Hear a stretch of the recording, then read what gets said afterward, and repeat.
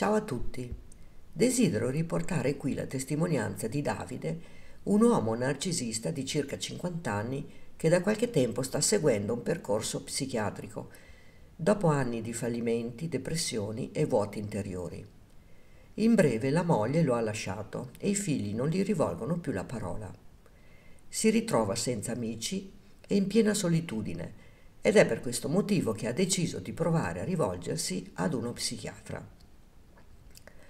Davide mi confidò che una delle sue più grandi paure era quella di essere lasciato dalle sue vittime, prima ancora che lui stesso mettesse in atto le fasi dello scarto. Poi con un certo sarcasmo mi fece presente che per lui le vittime erano di sua proprietà, sulle quali poter agire come meglio credeva. Inoltre era assolutamente sicuro di essere indispensabile nella vita delle altre persone, quando in realtà era lui ad averne bisogno, poiché rappresentavano fonti di approvvigionamento narcisistico. Perciò bastava che una di queste si ribellasse ed ecco che Davide entrava in piena crisi. Nella sua testa balenava la convinzione che ad abbandonare, lasciare o allontanarsi dalla preda spettava solamente a lui.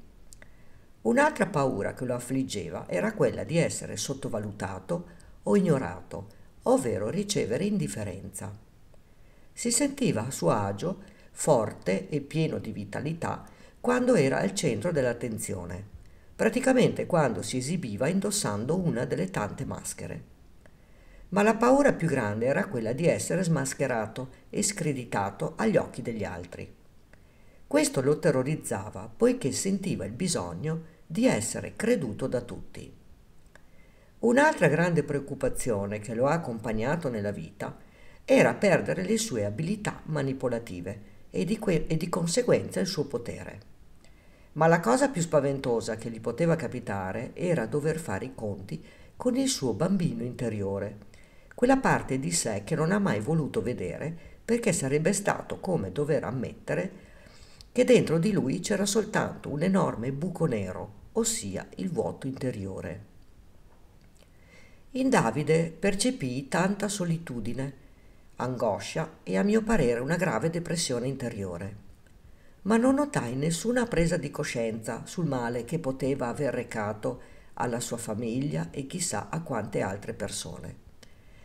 Essendo stata anch'io vittima di abusi psicologici e violenze fisiche da parte di un narcisista, sentii la necessità di porre a Davide qualche domanda.